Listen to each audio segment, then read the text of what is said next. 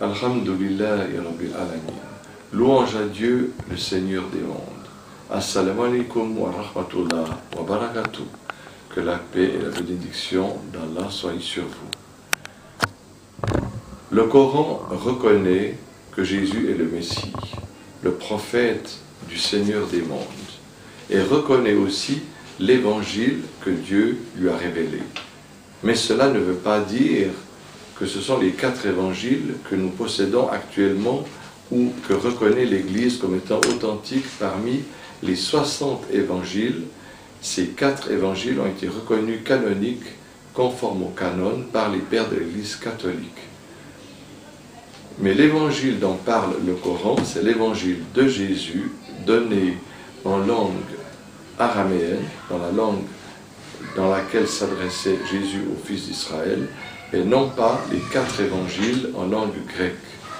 Le Coran dit bien El-Injil, c'est-à-dire au singulier, et il ne dit pas El-Anajil, c'est-à-dire les évangiles.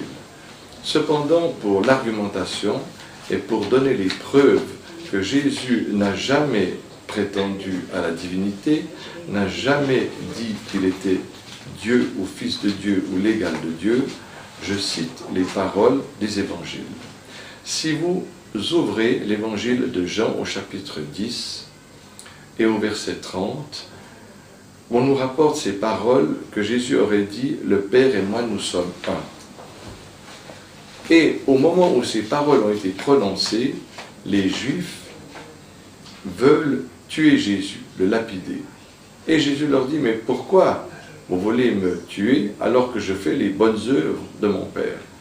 Et les Juifs lui disent « Mais on ne veut pas te lapider parce que tu fais une bonne œuvre, mais parce que tu n'es qu'un homme et que tu prétends être Dieu. » Exactement ce que prétendent les chrétiens encore aujourd'hui.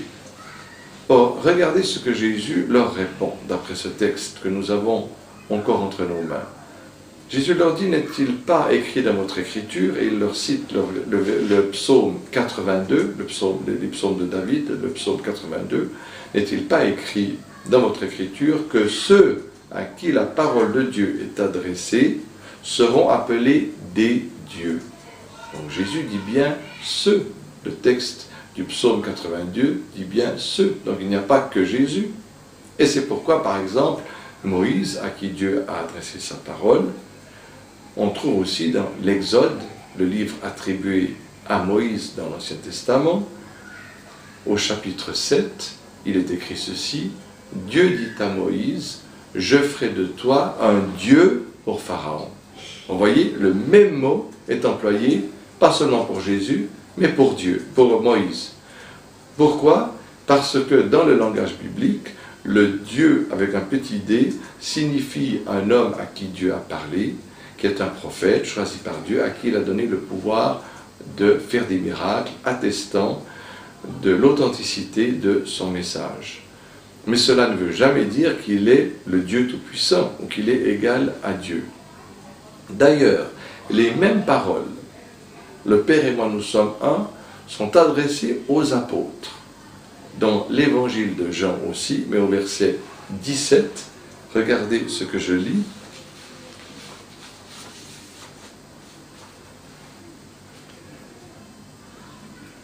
Chapitre 17, versets 21 à 23, « Afin que tous ne soient qu'un, comme toi, ô mon Père, tu es en moi, et moi je suis en toi, qu'eux aussi soient en nous, afin que le monde croie que c'est toi qui m'as envoyé. Je leur ai fait part de la gloire que tu m'as donnée, afin qu'ils soient un comme nous sommes un. Je suis en eux, et tu es en moi, afin qu'ils soient perfectionnés dans l'unité. » Vous voyez que cela ne signifie pas du tout que les apôtres sont aussi Dieu.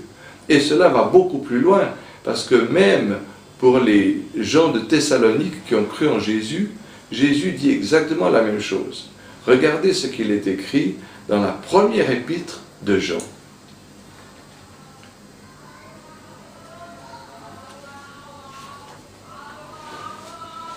Première épître de Jean, chapitre 1, au verset 5. Or, la doctrine que nous avons entendue de lui, de Jésus, et que nous vous annonçons, c'est que Dieu est la lumière et qu'il n'y a point en lui de ténèbres. Si nous disons que nous sommes en communion avec lui et que nous marchions dans les ténèbres, nous mentons et nous n'agissons pas selon la vérité. Mais si nous marchons dans la lumière, nous avons une communion mutuelle. Fin de citation. Vous voyez cette soumission à Dieu, voilà ce qu'exprime ce verset. Il faut aussi comprendre les choses d'une manière qui est juste.